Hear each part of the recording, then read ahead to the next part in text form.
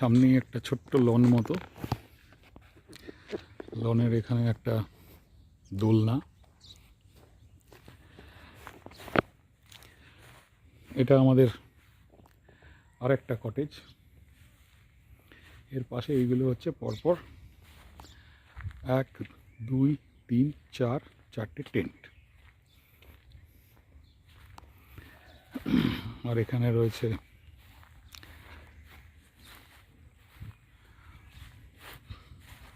একটু বসে গল্প টল্প করা, আড্ডা মারার একটা জায়গা। খুবই সুন্দর কটেজটা।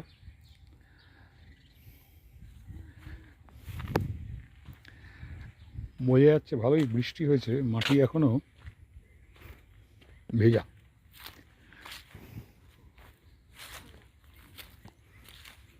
আর এটা হচ্ছে ওরাংয়ের ঢোকার মুখে একটা চৌকি।